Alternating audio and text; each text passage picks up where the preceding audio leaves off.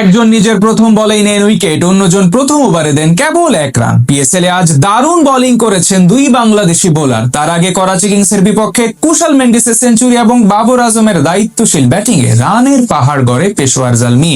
জবাব দিতে নেমে টাইগার বোলারদের সামনে পাত্তাই পায়নি করাচির ব্যাটাররা। তাদের বিপক্ষে পেশোয়ার জালমির এমন জয় এবং দুই বাংলাদেশি ক্রিকেটারের পারফরমেন্স নিয়ে বিস্তারিত জানবো রিপোর্টে।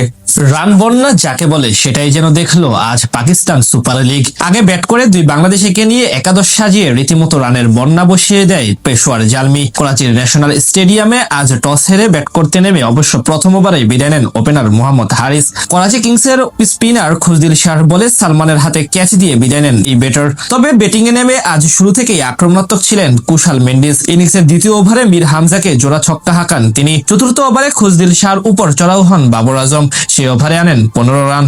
পঞ্চম ওভারে টানা 3 বলে 3 বাউন্ডারি মারেন মেন্ডিস। পাওয়ার প্লে শেষে 1 উইকেটের বিনিময়ে 66 রান তোলে পেশোয়ার জালমি। দারুণ খেলতে থাকা কুশাল মেন্ডিস নবম ওভারে মাত্র 26 বলে হাফ সেঞ্চুরি পূরণ করেন। এরপর আরো বেশি বিধ্বংসী রূপ ধারণ করেন তিনি।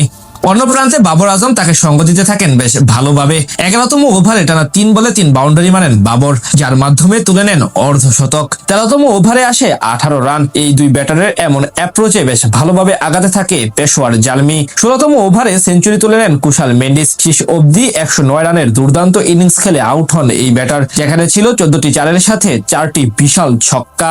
একই ওভারে আব্বাস আফ্রিদির বলে বিদায় নেন মিচেল ব্রেসওয়েল।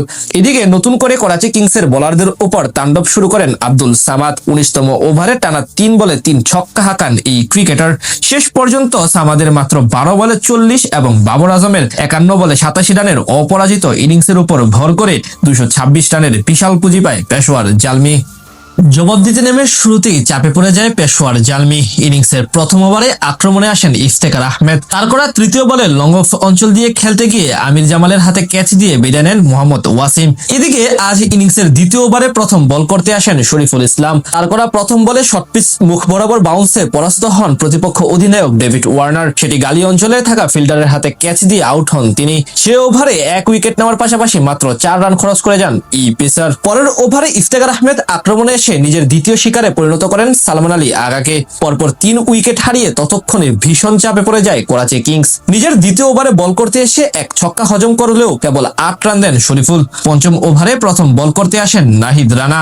সেই ওভারে আজম খানকে পুরোপুরি খাবি খাওয়ান তিনি, দেন মাত্র 1 রান। পাওয়ার প্লেতে মাত্র 33 রান তোলে করাচি। সপ্তম ওভারে আবারও বল করতে এসে 11 বলে 14 রান করা সাদ ব্যাগের উইকেট তুলে নেন রানা। এতে পুরোপুরি বিপদে পড়ে যায় করাচি কিংস। এরপর শরীফুল ইসলামদের নিয়ন্ত্রিত বোলিং এর সামনে আর তেমন ভাবে প্রতিরোধ করতে পারেনি তারা। বাকি সবাই ছিলেন আসা যাওয়ার মিছিলে, অর্থাৎ শেষ অবধি জয় তুলে নিয়ে মাঠ ছাড়ে পেশোয়ার জালমি।